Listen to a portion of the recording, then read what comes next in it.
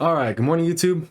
In today's video, we're going to go off topic from power building. So, if you didn't know, not only am I a commercial gym powerlifter because I have yet to compete in a meet, I am also a commercial gym boxer because I have yet to do an amateur fight. These are things that I do have planned down the road, but it's not something I have under my belt just yet. But the reason why I bring it up is because today we're going to be talking about the DKU versus the Bradley Scott fight.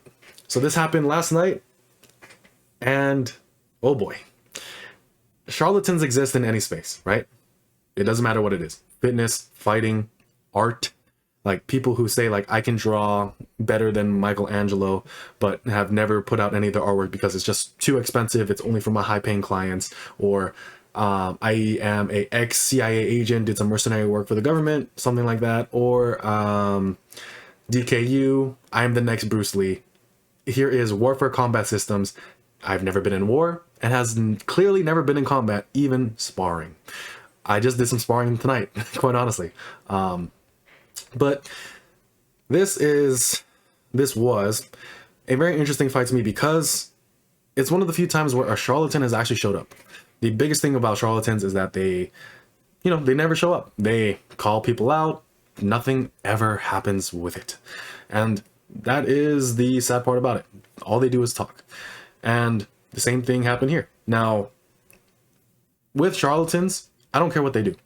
Like, I don't care what they do. I don't care that people follow them, so long as people aren't getting hurt. And the unfortunate truth about most martial arts charlatans is that they're not really hurting anyone.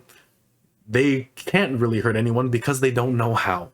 The only people who are going to hurt these martial arts charlatans are people who actually show up to their challenges, challenge them, and they decide to show up too, or something of that nature, right? Generally speaking, people who go into this kind of fall into their marketing, fall into the hype. They want to believe in superpowers. They want to believe in chi flow, that or making sure that if my finger is just at the right spot on your neck and at a specific angle, I can shut down your entire body. They want to believe that.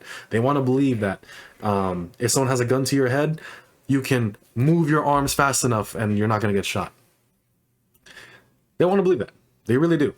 And if it was truly a problem that, these charlatans are going to get people hurt or killed, it would have happened already. That's why even with something like our space, fitness, like the Joel Seedmans of the world, with regards to some things, the Athlete X of the world, what's unfortunate is that people are trying to get better, but sometimes the methods that they advocate really aren't going to be useful for that for a variety of different reasons. Same thing with martial arts. If your goal is to get better, whether it be at your sport or self-defense, these guys, they might have this really pretty technique that looks like it works really well, but the moment you go into a sparring match, the moment you go into any match, I'm not saying technique goes down the window, but what I'm saying is that the quality of your technique diminishes greatly. So we do not rise to the level of our expectations. We fall to the level of our training. And in the DKU fight, we clearly saw just how low DKU fell.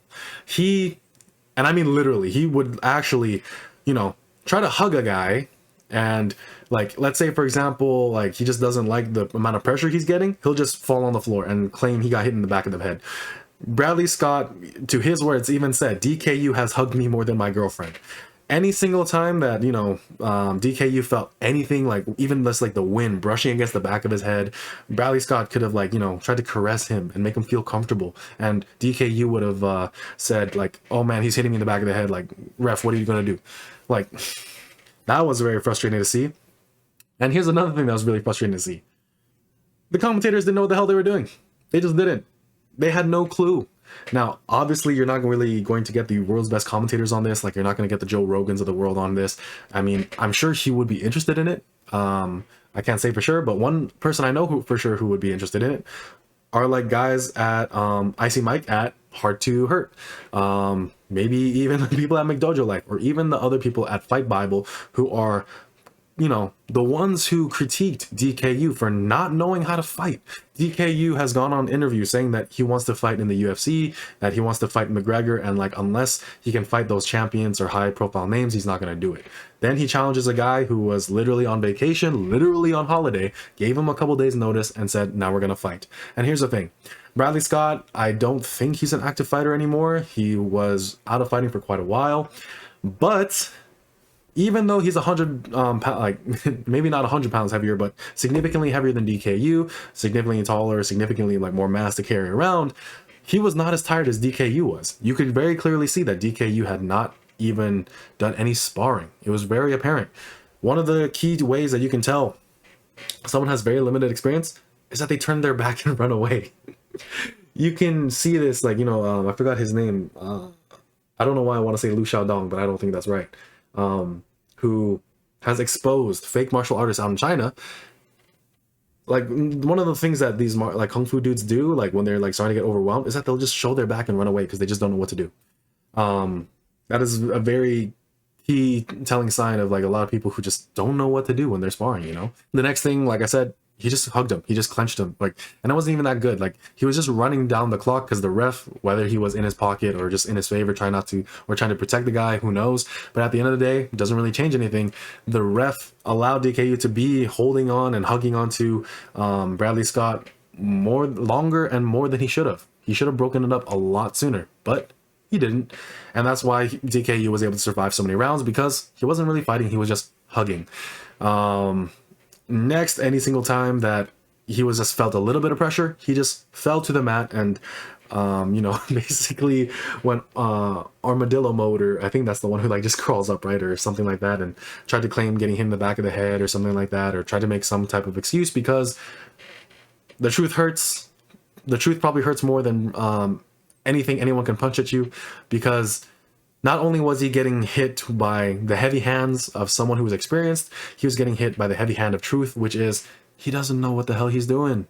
And the commentators were trying to say that he deserves respect for showing up.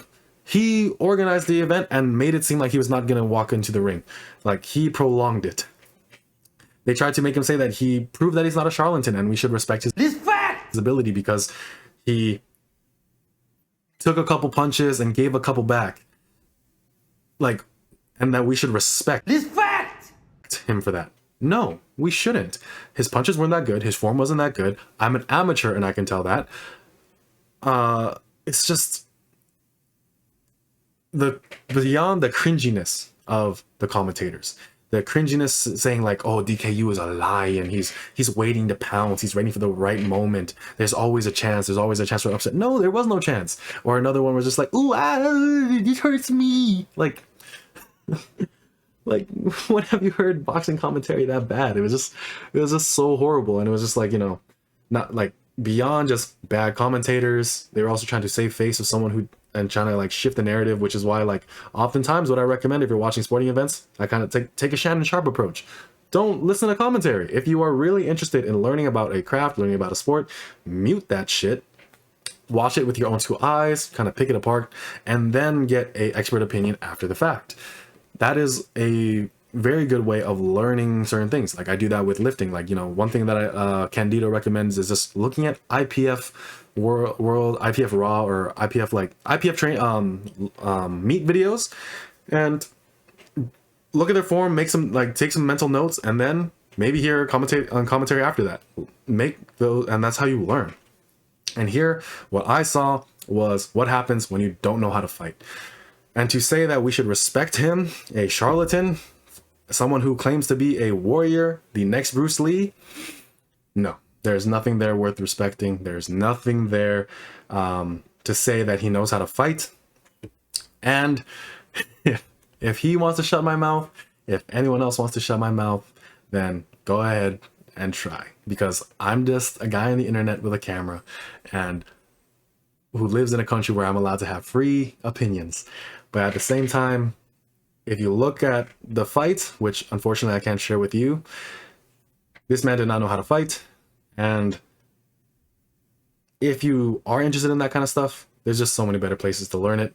Go to an actual school, go to an actual class, spar a little bit, actually put yourself through that kind of stuff, and don't just think that just because it looks good on the internet that it's what's going to play out in real life scenarios. It was entertaining for all the wrong reasons, and if you watch that fight, let me know in the comments below and what your thoughts are. Let me know, like, if you have any experience. Let me know if there's anything I brought up that wasn't correct. And other than that, have a great night. Peace.